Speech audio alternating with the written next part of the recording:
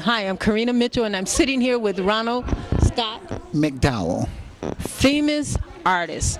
He doesn't think he's famous, but I'm looking at his work, and he is more than famous to me. I admire men who can paint and draw and capture such beautiful, beautiful images of our history. I've always loved history. I've always loved art. I was 11 months old when I started. My father and my two older brothers used to sit around the coffee table in the evenings, and my mother said I was a toddler, and she said she couldn't figure out why I was crying and screaming all the time, pitching a fit, because I wanted the attention that my two older brothers were getting from my dad, and I knew whatever was on that paper was getting my father's attention, so I wanted to do that, and that's where I am today. I understand you're from California, right? Right. And you also drew for Motown. You have a great history. Yes, I did. I started at Motown in 1973.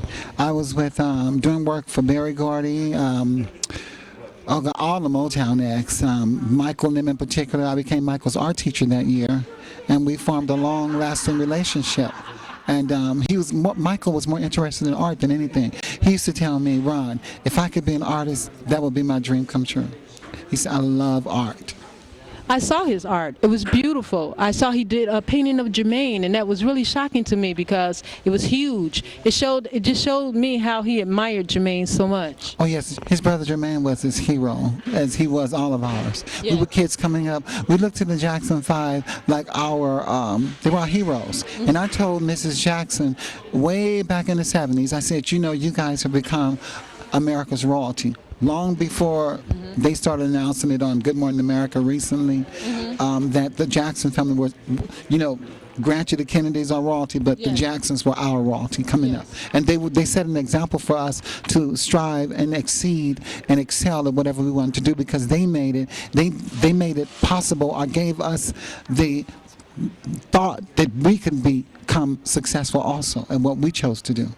Right. And I can feel Michael when he was saying that he wanted to become an artist, because I'm a hairstylist, makeup artist, and I paint as well. So expressing yourself in so many mediums it's like a monster inside of you. You got to get out, or whatever. It's an angel inside of you. It has to get out. It's so much. It's fire inside of you. So you have to release it, and releasing it on canvas is the best way to do it, I think. It is. Canvas. I used to draw because we didn't have money coming up.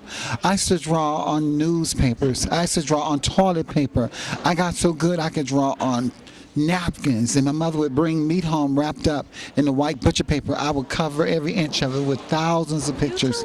Yeah, when I was a little kid. Yeah, and I go to school, and when the teacher got bored, I started drawing, so I got in trouble. I got in trouble from the 4th grade until the 4th, 5th, and 6th. I got beat on my right hand. I got beat on my right hand every day. Because they tried to beat the art out of me, but they didn't understand. The teachers didn't understand. They just didn't understand. This is a great story. You did the bus this evening. I did the best because Michael influenced my life. He never believed me when I would tell him, Michael, you don't know, you're the biggest star in the world, to not just to me, but to everybody I've ever met. And he said, Ron, I bet you don't even know our songs. I said, try me, sing something. So he'd do something that was on the album that wasn't a hit, and I said, that's what you got. That's. You knew the flip side. Yeah. And then it was one song he did that he sung for me at the house back in the 80s, and it's called All I Do Is Think of You. And I said, Michael, what are you saying in the beginning? Because Michael had this, sometimes his words would be like in another language. He had these strong accents. He said, in the beginning of the song, I'm saying, I can't wait to get to school each day. And I thought he was saying, I can't. I understand what you're saying. But it was clear, but he sung it with such passion that I could not understand it. And he said, Ron, I'm saying, I can't wait to get to school each day and wait for you to pass my way. You know, that song became a #1 hit by the group Troop back in the 90s. Okay. But Michael was the first one to do it. Michael was the first one to do a lot of great things in this world. He was the first one to teach about international love, love among the people, love among the nations, love the children. Michael was the first one to do that. You know, he was such a humanitarian.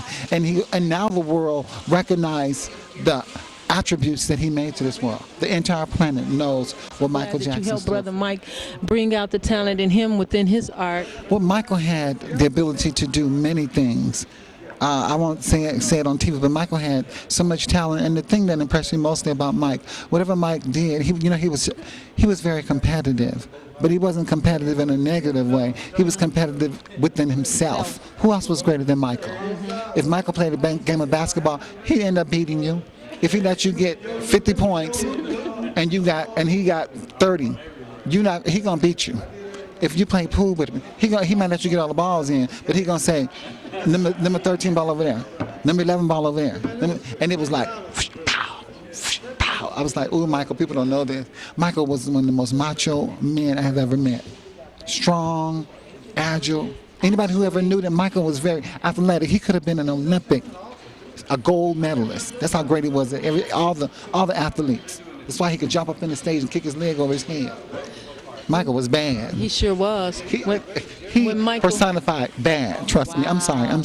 Oh, I love it. I love that you're giving us this history and this story. Don't tell her. For real, because we need to know that, and then we grow closer and closer, and we get to know more of the man rather than what they have the perception they have of him. Michael was he was one of the most macho men. I'm being honest. Michael was one of the most men that I'd ever met in my life. And I've met all kinds of people. I come from a family of 9. I have 4 brothers, 6 sisters. I mean, big family. And they're all macho. But Michael could have kicked all our behinds if he wanted to. Wow. When Michael came to town in 2003, I felt compelled to give him a piece of art.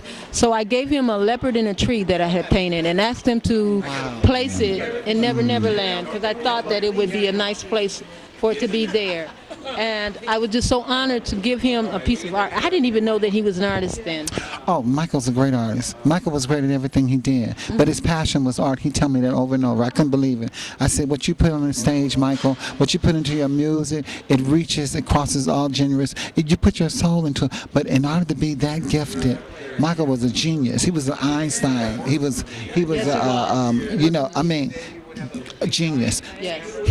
He had so much passion. He could have gone anywhere he wanted to. He'd have been successful at anything he chose, because it's all in your mind and who you are, and that's who he was. Would you believe that we got so many of those here in Gary, Indiana? Oh yeah, I've seen it.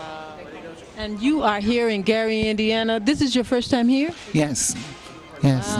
So I'm going to ask you the question too. So when you walked up to Michael Jackson's home, you've been there, right? Many times. The home on 2300 Jackson Street? Yes. Oh. Yes. No, that's not true. I thought you meant the one in California. I'm sorry. That's why I had to No. say No. Have you been there yet? Yes, I have. I went. I was at a private. The fans gathered around for Michael's birthday, and we saw some of the artwork that the artists on the side of us. Will, what's your name? What's your name? Will James? Will Daniels. He's a local artist, and I think that his work is just fabulous. I think his work is great. When I see other black artists, it touches me. But being at the Jackson home, it brought back humble beginnings of all of us in America. There are a lot of people who began with humble beginnings, but we did not give up. We did not let people beat us down. We did not accept, I can't, I won't, but no is not the right answer. And I got to be honest, God is blessing with this gift. I never had an art lesson, never had a sculpting lesson, never. I had to buy books, read about some of the masters from the Renaissance period, read about the modern artists, read about the contemporary artists, the abstract artists, the impressionism artists, to read about the Van Goghs and their lives. And we all have something in common. We all share a common thread. And that common thread is passion. For what we do. Right. Passion. Now, I have books on all those people too, but they're not like you. They're not like talking to you. Oh, thank you. Believe me, all those Van Goghs, Picasso, who got all of his work from Africa, they're not like you. I'm a self-taught artist as well. I never went to school for it. Oh, really? Right. Isn't it fun when God gives it to you? Well, you don't have to be... I tried to enroll in the Chicago Institute of Fine Art. I tried to enroll in the New York Institute of Fine Art. And they saw my work when I was only 18 and they turned me away. They ran me out of the building. Wow. They said both times they had the whole board, the professors and the teachers in this big boardroom in both schools. And they looked at all my body of work. I had about 100 pieces in a big black briefcase that I carried everywhere I go. It was like my third arm. And so I would just lay it out all over the table, all over the floor. And they said, well, who did this? Because I did the characters, I did the cartoons, I did the real stuff, I did the the landscapes. I did the ocean me scene, too. the still lives. They were like, well, who did? I said, I did all those. That's my name. And they said, get away, get away. We're going to ruin you. No, you're going to become like everybody else here at the school. People, I'm not lying. They said, people don't come here with this talent. They end up with it if they're lucky. You go, we don't want to ruin you.